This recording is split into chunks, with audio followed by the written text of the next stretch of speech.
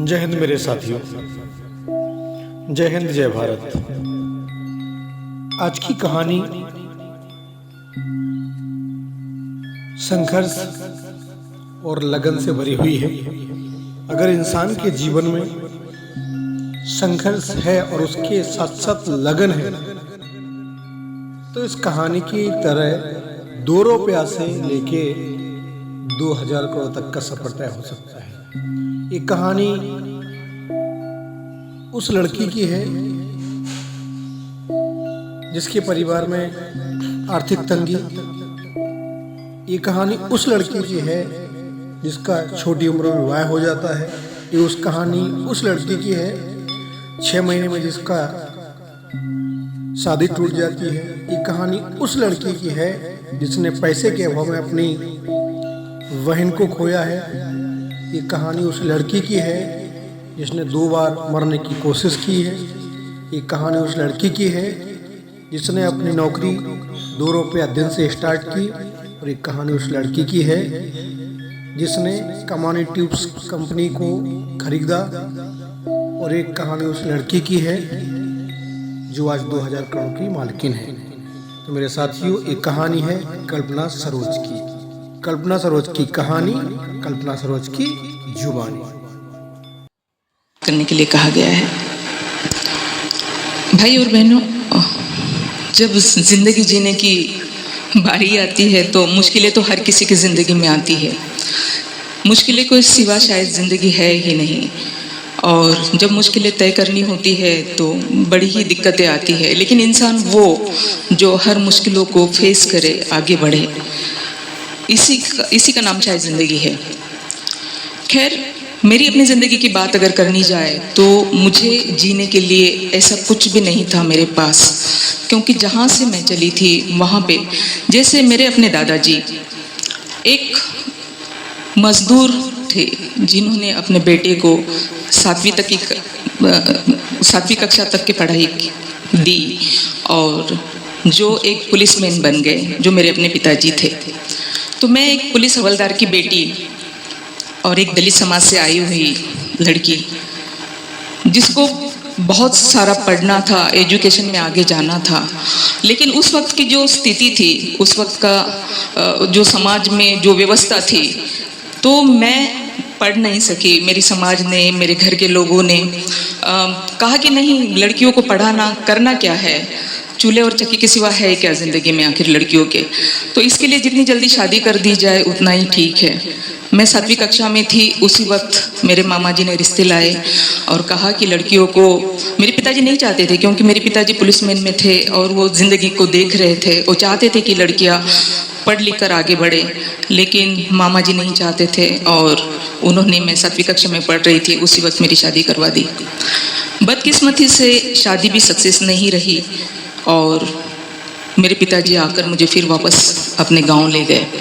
गांव ले जाने के बाद में उन्होंने कहा कि एक बुरा सपना समझ के आप भूल जाओ और अपने पढ़ाई पे ध्यान दो। लेकिन इतना आसान नहीं था जितना कि पिताजी ने सोचा था। स्कूल में जाने के बाद में वही जो मेरी सहेलियाँ हुआ करती थी वो मुझे चिढ़ाने लगी। समाज का हर इंसान, उसके नज़रों में जैसे सवाल था कि क्यों और कैसे मैंने अपना ससुराल छोड़ दिया, मतलब मैं कितनी बुरी हूँ कि मैं ससुराल छोड़ के अपने मायके चली आई हूँ। जबकि समाज व्यवस्था ऐसी थी कि लड़की ब्याह ही ज़रूर जाती है, उसकी अर्थी चाहे निकल जाए, लेकिन वो इस तरह लौट के नहीं आ सकती है। और मैं सही सलामत पिताजी के घर चली आई तो ये समाज कहीं बर्दाश्त नहीं कर पा रहा था। हर किसी के नज़रों में सवाल था। फैमिली के जितने भी मेरे थे, बुआ है, चाचा है, मामा जी है, वो सारे लोग मेरी माँ को टॉर्चर करते थे। तो इस तरह की जो ज़िंदगी है वो बहुत असह्य सी हो गई थी और मैंने ये सोचा कि मैं नहीं जी पाऊँगी ऐसी ज़िंदगी, मुझे नहीं चाहिए। किसी की नज़र में मेरे लिए प्यार नहीं, किसी की नज़र में मेरे लिए इज्जत नहीं, तो फिर ऐसी ज़िंदगी क्या करूँगी मैं। और वैसे भी मेरी ज़िंदगी तो बर्बाद खैर हो ही गई, ना ही मैं अच्छा एजुकेशन ले सकी, जबकि पढ़ने लिखने में मैं काफ़ी होशियार थी, बहुत पढ़ना चाहती थी, वो नहीं हो सका। और फिर इस तरह की ज़िंदगी नहीं चाहिए और मैंने पॉइज़न पी लिया। लेकिन बदकिस्मती देखिए कि मैं उसमें भी मर नहीं सकी। जब मुझे होश आया, डॉक्टरों ने बड़ी मुश्किल से मुझे बचाया, तो जो भी मुझे देखने के लिए आता तो वो यही कहता कि ये क्या किया था तुमने, अगर तुम मर गई होती तो सोचो तुम्हारे पिताजी की इज्जत का क्या होता। कहने का मतलब यह है कि उस वक्त भी किसी को भी मेरे मरने से या मेरे जीने से कोई फर्क नहीं पड़ रहा था। मेरा दर्द क्या है, मेरा दुख क्या है, किसी को पूछने की जरूरत नहीं थी। हाँ, मेरे पिताजी की इज्जत का क्या होता, समाज में क्या क्या कहते, कैसे मुंह दिखाते, ये सवाल सबके जबान पे था। तो ये जो बात है वो मेरे दिल की गहराई तक पहुंच गई कि ये क्या बात हुई। मेरे दर्द का किसी को एहसास तक नहीं है। हर कोई ये चाहता है कि मैं मर जाती तो पिताजी का इज्जत का क्या होता। तो तब मैंने ये सोचा कि अगर मर के भी लोग ये कहेंगे कि पिताजी की इज्जत का क्या होता, तो फिर मुझे जीना पड़ेगा, कुछ करना पड़ेगा। तभी मैंने सोच लिया कि मुझे जीना होगा। फिर मैंने अपने माँ बाबा को कहा कि ठीक है, मैंने काफ़ी कोशिश की थी उस वक्त कि मैं कहीं कोई नौकरी कर लूँ। तो मेरे पास एजुकेशन भी कम था, उम्र भी कम थी। सो मैंने सोचा कि मैं पुलिस की बेटी थी, इसलिए सोचा पहले तो मैं पुलिस में ज्वाइन कर लूँ। वहाँ पर भी नहीं हो पाया। मैंने सोचा चलो मैं नर्स बन जाती हूँ, लोगों की सेवा कर पाऊँगी। वहाँ भी नहीं सक्सेस हुई मैं। मैंने सोचा चलो मैं मिलिट्री ज्वाइन कर लेती हूँ, कम से कम देश के काम आ जाऊँगी। वहाँ भी नहीं हो पाया। फिर मैं क्या करूँ, मेरे पास कोई रास्ता था ही नहीं जीने के लिए, लेकिन जीना तो है। तो फिर मैंने ये सोचा कि चलो ठीक है, मैं सिलाई सीख लेती हूँ।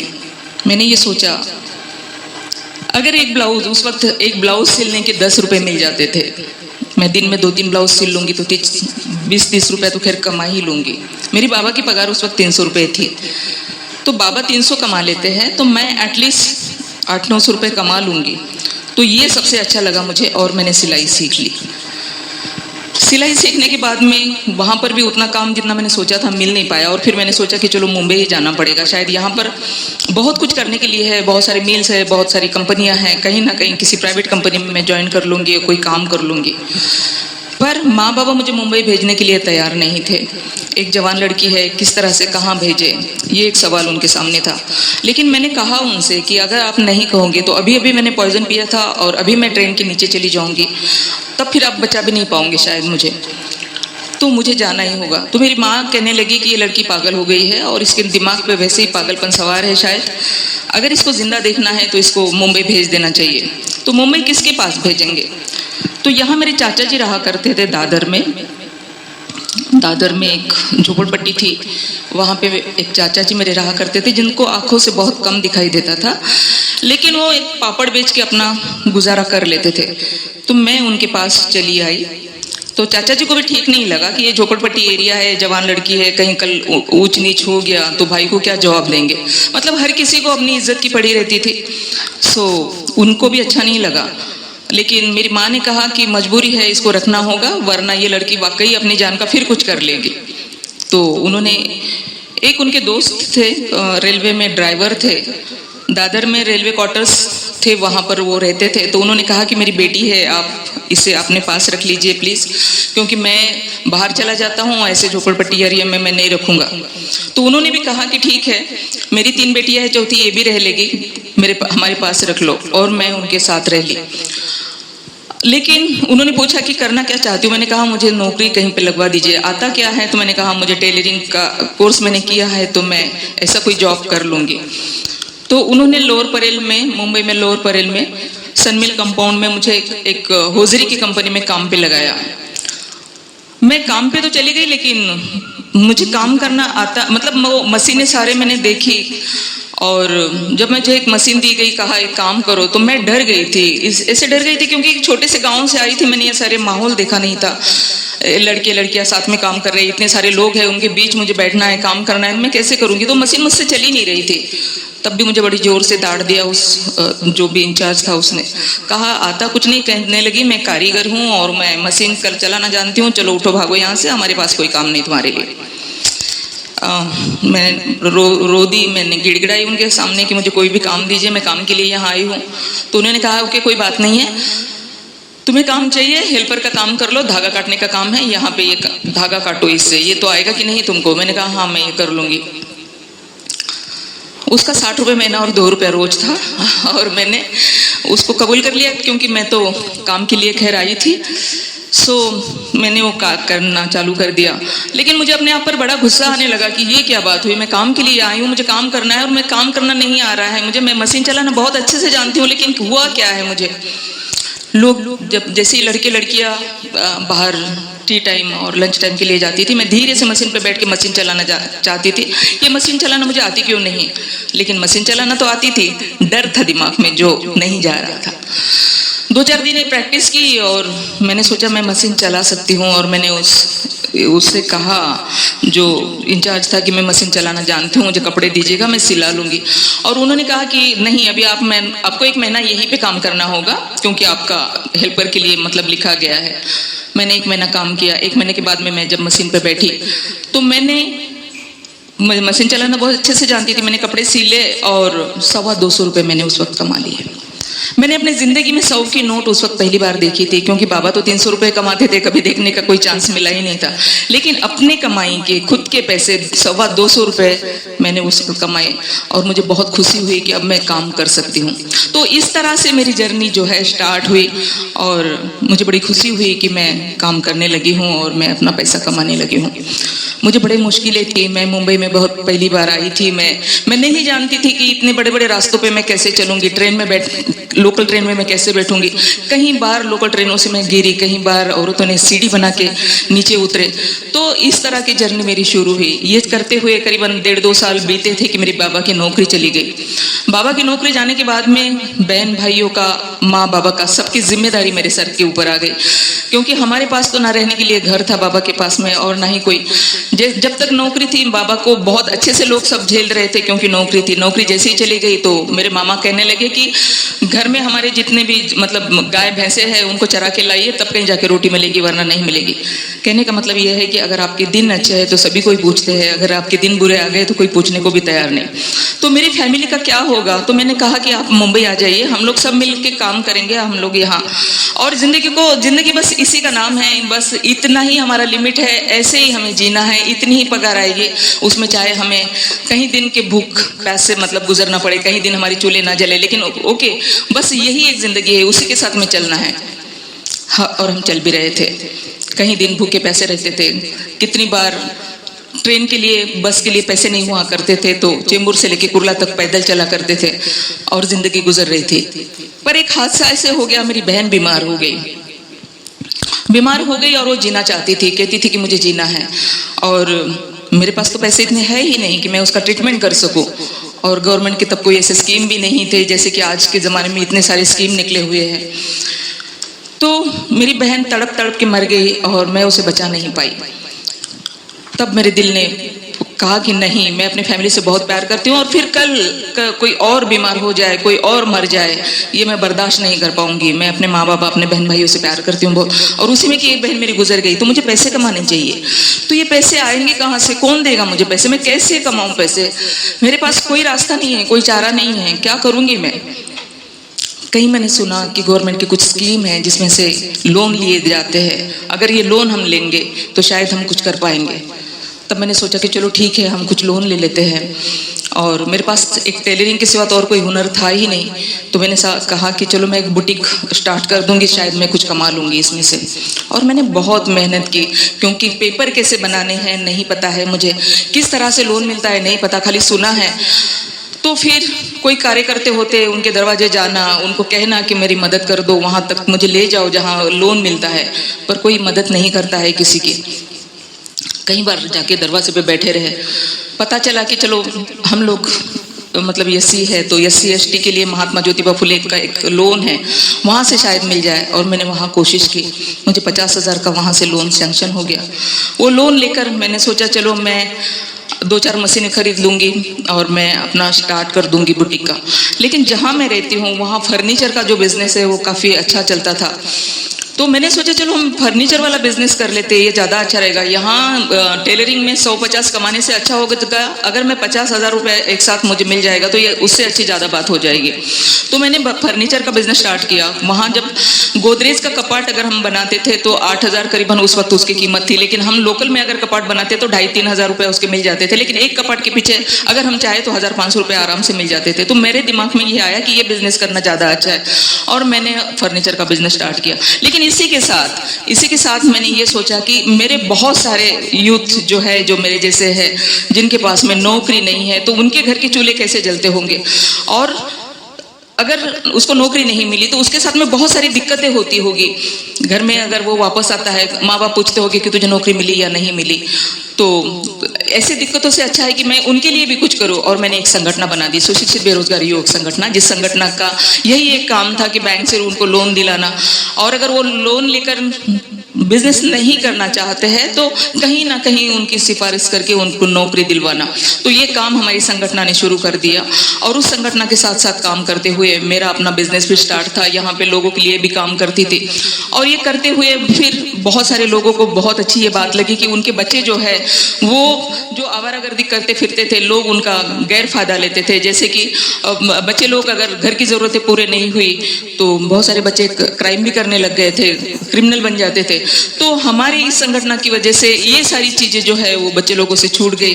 बहुत सारे लोग अब नौकरी भी क्या, उस वक्त कभी पुलिस में किसी को लगवा दिया, कहीं मंत्रालय में किसी को क्लर्क बोलकर लगा दिया। और बहुत सारे बच्चों ने उस वक्त जिनको भी मैंने लोन लेकर दिया, तो रिक्शा का चलन उस वक्त बहुत सारा निकला था, ऑटो रिक्शा।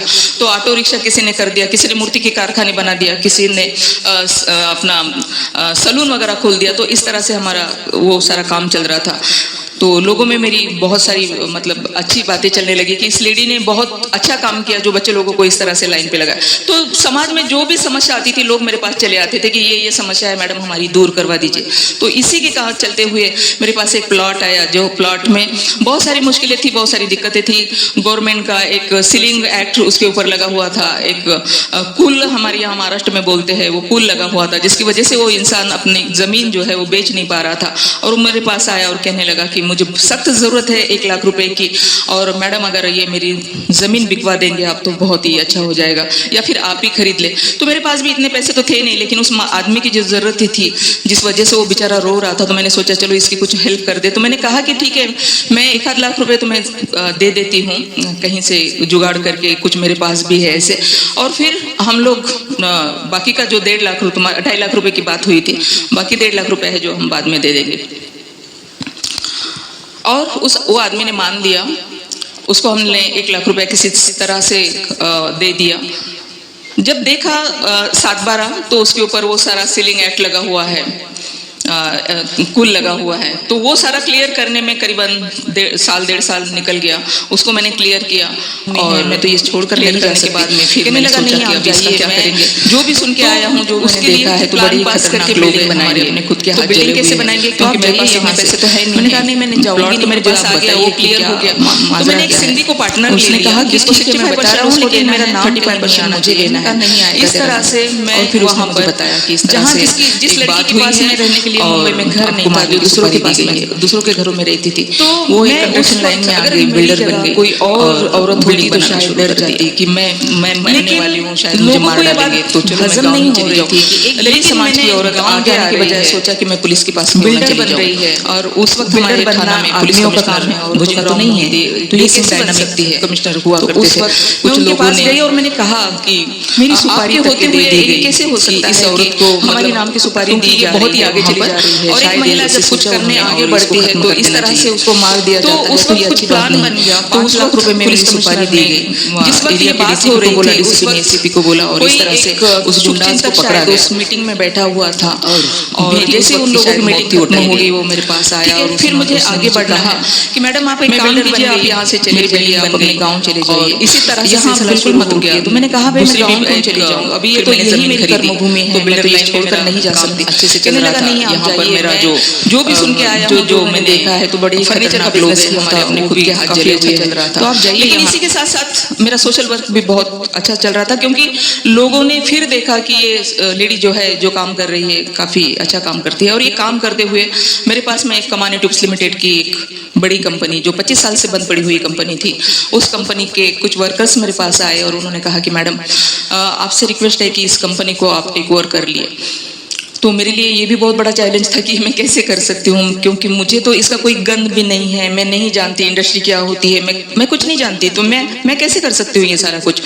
लेकिन उन वर्करों का इतना विश्वास था मेरे ऊपर कि उन्होंने कहा कि नहीं मैडम, हम जानते हैं कि आप अगर मिट्टी को हाथ लगा दे तो सोना हो जाएगा। ये उनका विश्वास था और मुझे भी अपने आप पे विश्वास था ही कि मैं भी अगर कुछ करना चाहूँ तो मैं भी उसको सक्सेस कर ही सकती हूँ। तो मैंने उनसे कुछ टाइम मांगा कि ठीक है, ओके, मुझे कुछ दिन का टाइम दे दीजिए, मैं देखती हूँ कि मैं क्या कर सकती हूँ। और मैंने खूब सोचा कि वैसे भी हम समाज के लिए काम कर रहे, लोगों के लिए काम कर रहे, तो एक काम ही समझ लेते हैं, एक सोशल वर्क की समझ के इनके लिए काम करते, इनकी हेल्प हो जाएंगे। और अगर सक्सेस हो गया तो वेल एंड गुड, और अगर नहीं हुआ तो बिगड़ क्या रहा है, तो क्यों ना हम इनकी मदद करें, क्यों ना हम इनके लिए काम करें। और मैंने उनसे हाँ कह दी। जब मैंने हाँ कह दी, जब मैं वहाँ गई तो वो बहुत ही मुश्किल था, क्योंकि अगर आसान होता तो शायद बहुत सारे लोग उसमें इन्वॉल्व हो जाते, लेकिन आसान काम में तो बहुत सारे लोग आ जाते, मुश्किल काम में कौन आएगा। तो मैंने कहा कि ठीक है, मैं इस चैलेंज को स्वीकार कर लेती हूँ। तो वहाँ जब मैं गई तो पता चला कि 116 करोड़ रुपए का कर्जा है। आज करोड़ों की बात हम आसानी से कर लेते, 10 करोड़, 100 करोड़, 50 करोड़, पता नहीं कितने करोड़, बात फट से हो जाती है। लेकिन उस वक्त 1 करोड़ कहना भी मुश्किल था और कंपनी के ऊपर 116 करोड़ रुपए का कर्जा था। 140 लिटिगेशन के केसेस थे और 2 बड़े यूनियन थे। तो इन सब से निपटना कोई आसान काम नहीं था, लेकिन उन लोगों ने कहा कि नहीं, आप ये कर सकते हो। और मैंने बहुत सोचा कि ठीक है, करते हैं, देखते हैं क्या हो सकता है। मैं गई, मैंने देखा कि ये सारा कुछ हो सकता है। मैंने एक कंसल्टेंट नियुक्त किया, उस कंसल्टेंट से स्कीम तैयार किया कि किस तरह से हम ये सारा काम कर सकते हैं। और वो स्कीम को जब मैं वहाँ पर लेकर गई तो वहाँ एक बोर्ड था कंपनी में, उस बोर्ड में बीएफआर कोड के अंदर मतलब कंपनी थी, इसलिए बीएफआर कोड के एक डायरेक्टर थे, 5 बैंक के उसके ऊपर कर्ज थे, जिसके वजह से 5 बैंक के डायरेक्टर बैठे हुए थे। गवर्नमेंट ने भी उस वक्त, शरद पवार जी का उस वक्त सीएम हुआ करते थे वो महाराष्ट्र में, तो उस वक्त उस कंपनी को चलाने के लिए उन्होंने भी 17 लाख रुपए दिए हुए थे, इसलिए गवर्नमेंट का भी डायरेक्टर वहाँ पर था। तो इस तरह से, और यूनियन वर्कर्स, इन सारे डायरेक्टर वहाँ थे। मैं अपनी स्कीम वहाँ ले गई और जब उनको मैंने अपनी स्कीम दिखाई तो उन्होंने स्कीम तो देखी और उन्हें अच्छी भी लगी और कहने लगे कि ओके ठीक तो है, मगर मैडम अगर आप इस कंपनी को टेक ओवर करना चाहती है अगर, तो आपको आज अभी और इसी वक्त से हम नियुक्त करते हैं एज ए प्रेसिडेंट, आपको काम करना होगा, डे टू डे के काम करने के लिए। यहाँ कोई भी नहीं है क्योंकि कंपनी सिख है और यहाँ एक सादा क्लर्क भी नहीं है जो कोर्ट की नोटिस भी अगर आती है तो उसको जवाब दे सके, कोई लॉयर हायर कर सके, या इतने सारे पार्ट चोरी हो रहे हैं फैक्ट्री के तो उसके लिए कोई वॉचमैन दे सके, तो यहाँ कोई है नहीं। आज बोर्ड की मीटिंग है, आप आने वाले थे तो बोर्ड की मीटिंग है, तो हम बोर्ड डायरेक्टर, जो कोई कोर्ट का डायरेक्टर है, कोई बैंक के डायरेक्टर है, ये तो 1 रुपया डालने वाले अभी है नहीं है। तो आपको डे टू डे का खर्चा जो करना है आपको करना होगा। कंपनी आपको मिलेगी नहीं पता है, कोर्ट आपको देगा नहीं देगा नहीं पता है, लेकिन आपको आज अभी और इसी वक्त से ये सारे खर्चे जो है वो करने पड़ेंगे। क्या आपको मंजूर है? मैंने कहा ओके, मुझे मंजूर है, क्योंकि मैं जब सोच के ही गई थी कि मुझे करना है तो फिर डरना किस बात का। मैंने कहा कि ठीक है, मुझे मंजूर है। और उस दिन बोर्ड ने मुझे एज ए प्रेसिडेंट नियुक्त किया और बोर्ड में बैठने के लिए कहा और कहा कि आज से ये कंपनी का सारा काम जो है वो आपको देखना पड़ेगा। और उस दिन से मेरा काम काज शुरू हो गया। लेकिन ये सारा करते हुए मैं कंपनी के डीप में जाके क्या मतलब तकलीफें हैं, क्यों ऐसा हो गया कंपनी के अंदर, क्यों 116 करोड़ रुपए का कर्जा हो गया, ये सारा सोचने के लिए, देखने के लिए मुझे बहुत सारा वक्त मिल गया। और तब मैंने देखा, मैंने महसूस किया कि कर्जा इतना सारा नहीं था। ये कर्जा जो इतना 116 करोड़ का हुआ है, इसके पीछे रीज़न ये था कि इंटरेस्ट और पेनल्टी बढ़ गई है। बैंक का जो कर्जा है, जैसे 5 करोड़ अभी एक बैंक ने दे दिया है, तो उस 5 करोड़ के ऊपर उसकी इंटरेस्ट और पेनल्टी इतनी सारी हो गई है, जिसकी वजह से 5 करोड़ का 50 करोड़ तक का हो गया है, क्योंकि इतने सालों तक किसी ने उसका इंटरेस्ट ही नहीं दिया है। तो इंटरेस्ट और पेनल्टी पकड़ के ऐसा हर बैंक, हर गवर्नमेंट क्षेत्र के पैसे, मतलब इस तरह से वो 116 करोड़ का कर्जा था। तो फिर मैं ये सोचने लगी कि अगर इंटरेस्ट और पेनल्टी माफ हो जाती है तो कर्जा तो इतना है ही नहीं है, ये 40-50 करोड़ तक क्या कर्जा हो जाता है, बाकी जो है वो सारा इंटरेस्ट और पेनल्टी है। तो ये माफ कौन कर सकता है, कौन कर सकता है ये सारा? तो इसकी मैंने बहुत सोचा कि बैंक के चेयरमैनों के पास जाएंगे। सोचा बैंक के चेयरमैन ने नहीं माना तो फिर क्या करेंगे? तो मैंने ये सोचा कि चलो फाइनेंस मिनिस्टर के पास चले जाते हैं, गवर्नमेंट के पास जाएंगे, शायद वो कुछ कर लेंगे। और उस वक्त के जो फाइनेंस मिनिस्टर थे, चले जाते हैं गवर्नमेंट के पास जाएंगे, शायद वो कुछ कर लेंगे। और उस वक्त के जो फाइनेंस मिनिस्टर थे, आनंद अडसूळ उनका नाम था, मैं उनके पास डायरेक्ट चली गई और उनको मैंने कहा कि एक कंपनी है, जिस कंपनी का मतलब इतना बड़ा एक इतिहास है कि ऐसी कंपनी जो हमारे देश की पहली ऐसी कंपनी है जिसको सुप्रीम कोर्ट ने पहली बार मालिक को बाजू में करके वर्कर्स को मालिक बना दिया था। ऐसे सुप्रीम कोर्ट का पहला निर्णय, हमारे देश की पहली ऐसी कंपनी थी जिसकी वजह से BFR कोर्ट नियुक्त हो गया, CRC का एक्ट तैयार हो गया। और ऐसी एक ऐतिहासिक कंपनी की ये दुर्दशा हो गई है कि 3 कंपनियां थी, जिसमें से 2 कंपनियां लिटिगेशन में चली गई है और एक कंपनी है, ये भी लिपिटेशन की नोटिस ऑलरेडी निकल चुकी है।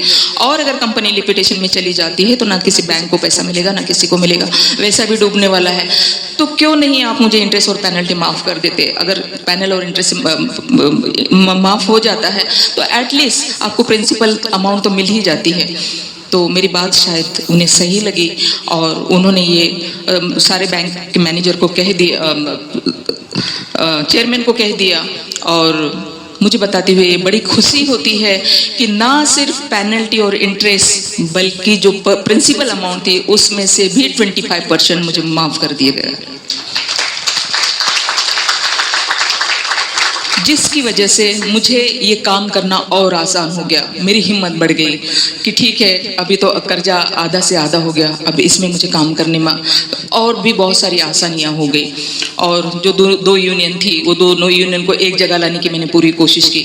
उनके कितने पैसे उनको देने पड़ेंगे, उनके साथ में एग्रीमेंट हो गया। उन्होंने कहा कि वैसे भी मतलब वहाँ प्रॉपर्टी के नाम पर कुछ बचा नहीं था, क्योंकि सिर्फ जो कुरला में फैक्ट्री थी, उस फैक्ट्री की लैंड भी इससे पहले जो वर्कर्स को दे चुकी थी सुप्रीम कोर्ट। तो इन लोगों ने 4 एकड़ की लैंड पे हमारी फैक्ट्री थी, जिसके 2-2 एकड़ इन लोगों ने पहले ही मतलब किसी और को दे रखे थे। तो फैक्ट्री की लैंड तक हमारे पास नहीं थी। फैक्ट्री पे जितनी मशीनें थे उसके बहुत सारे पार्ट चोरी हो गए थे।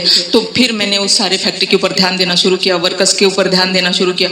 और 2000 से लेकर 2006 तक कंटिन्यू BFR कोर्ट के अंदर हियरिंग होते गए। बहुत सारे लोगों ने सपोर्ट किया, बहुत सारे लोग सपोर्ट नहीं करते थे, जिसकी वजह से 2000 से लेकर 2006 तक ये सारा सिलसिला चलता रहा। लेकिन 21 मार्च 2006 को BFR कोर्ट ने मेरी स्कीम को पास किया और मुझे चेयरमैन बना दिया। और ये कंपनी मुझे दी गई और फिर उसमें भी एक कंडीशन डाली गई कि 2011 तक आपको सिक्का से बाहर निकलना है। कंपनी को मतलब सारी कर्ज देने हैं और इसको फायदेमंद बनाना है। और फिर मेरा सिलसिला शुरू हो गया। यूँ समझिए ना, हमारे मराठी में कहते हैं कि तारावरची कसरत, और अगर हम हिंदी में बात करें तो आग का दरिया पार करने जितनी मुश्किलें थी, बहुत सारी मुश्किलें थी।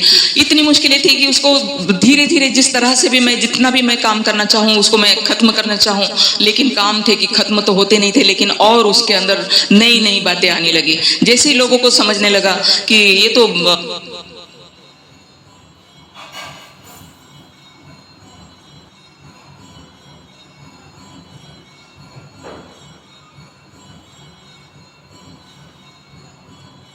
मुश्किल नहीं था ज़्यादा, मतलब इतना सारा कर्जा भी आसान हो गया और मैडम तो बड़ी आसानी से कर रही, तो ये तो हम भी कर सकते, तो फिर क्यों नहीं।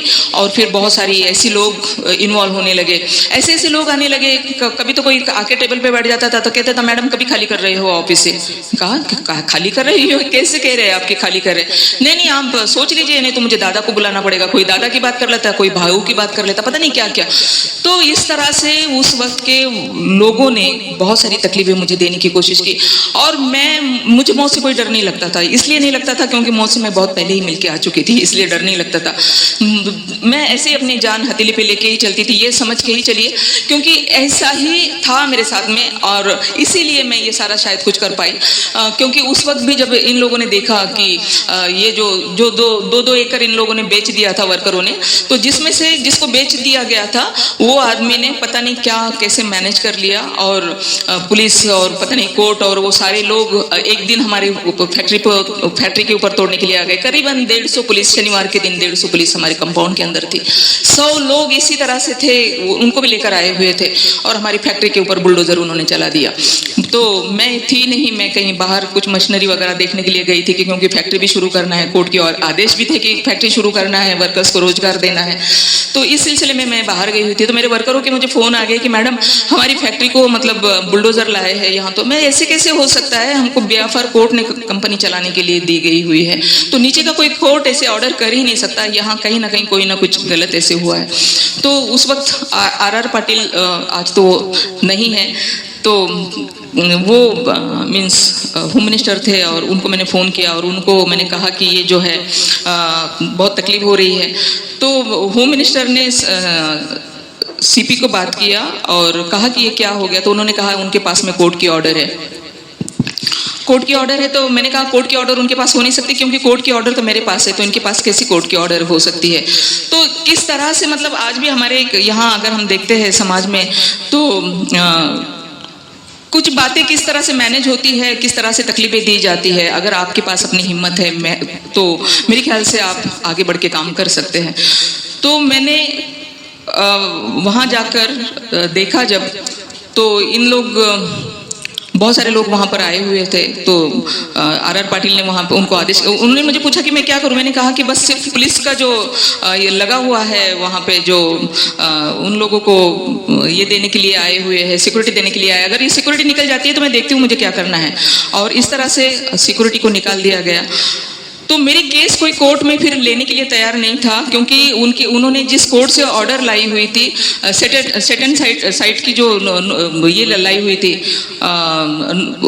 उनके पास जो ऑर्डर थी, तो हमारे यहाँ का लॉयर कोई हमारी केस लेने के लिए तैयार नहीं था। लॉयर ये कह रहे थे कि मैडम आपकी केस ऐसी है ना कि यूँ समझिए कि कोई चीज़, जैसे कि एक पेशेंट है वो मर गया, उसको दफन कर दिया गया, ये अभी आपका केस हो गया है, क्यों सेटल साइट की ऑर्डर ऑलरेडी उसके पास में है, ज़मीन और फैक्ट्री सारा कुछ उसको दे दिया गया है। मतलब नीचे की कोर्ट ने ऐसे ऑर्डर किया। मैंने कहा मुझे ऊपर की कोर्ट की ऑर्डर है, तो नीचे का कोर्ट ऐसे कैसे ऑर्डर दे सकता है। तो ये सब करने के लिए मुंबई का कोई लॉयर नहीं था। अगर कोई होता तो वहाँ शायद फिर हिम्मत हार जाता, लेकिन मैंने कलकत्ता के वकील को वहाँ पर बुलाया कि नहीं, यहाँ पर आप देखिए कुछ करना पड़ेगा। और उन लोगों ने काफ़ी मेहनत की, 8 दिन तक वहाँ पर बैठ कर स्टडी की, और उनको पता चला कि यहाँ कुछ कर सकते हैं। फिर हमारे बॉम्बे के एक वकील को उन्होंने पकड़ा और उन्होंने कहा कि साबिर डाल दीजिए अपील के लिए, और हाई कोर्ट में हम लोग गए और हमको 8 दिन का स्टे वहाँ पर मिल गया। कहने का मतलब ये है कि उन्होंने जो कहा था कि आपका मुर्दा जो है वो मर गया है, दफन हो चुका है, अब क्या होगा, तो मेरा मुर्दा ना सिर्फ मर गया है बल्कि कोमा से भी बाहर निकल आ गया, क्योंकि मुझे 8 दिन का स्टे मिल गया। और फिर 8 दिन के स्टे के बाद में हम लोग गए, 6 महीने का स्टे मिल गया। और जिन लोगों को ज़मीन बेची थी वो लोग आखिर में मेरे पास बैठे और उन्होंने मेरे साथ सेटलमेंट किया। तो कहने का मतलब ये है कि बहुत सारे ऐसे हडल्स आते हैं, बहुत सारा कुछ करना पड़ता है। और मैं आपको बताऊं कि मैंने 2011 जो कोर्ट ने मुझे टाइम दिया था कि 2011 में आपको सीका से बाहर निकलना है, मैं 2011 से मैं ही सीका से बाहर निकली और मैंने करके दिखा दिया कि एक सिक यूनिट, आज सिक यूनिट ना होते हुए आज करोड़ ऑफ रुपीस की कंपनी, जो जहां एक लड़की ऐसी जो 2 रुपए रोज से अपना काम जिसने स्टार्ट किया, आज हजारों करोड़ की कंपनी की मालकिन है। तो बहनों और भाइयों, वक्त बहुत कम है, स्टोरी बहुत लंबी चौड़ी है, मैं जब बहुत ज़्यादा बात नहीं करना चाहूँगी। मैं सिर्फ इतना बताना चाहूँगी कि अगर हम अपनी हिम्मत, मेहनत, सच्ची लगन से काम करें और अपने आप पे विश्वास, एक ऐसा विश्वास कि मैं कर सकती हूँ, कुछ भी मुश्किल नहीं है दुनिया में, कुछ भी मुश्किल नहीं। अगर आपने तय कर लिया कि आपको ये करना है तो आप कर ही सकते हैं। मुश्किलें तो आती है ज़िंदगी में, आसान क्या है बताइए ना, कुछ भी आसान नहीं है। अगर हम रोटी भी सेकते हैं ना तो वो भी आसान नहीं, वो भी हमारे हाथ जलते हैं, है ना, जलते हैं ना रोटी बनाते हैं। तो हमारे मराठी में हमारी एक वहाँ की कहावत है कि आधी हाताला चटक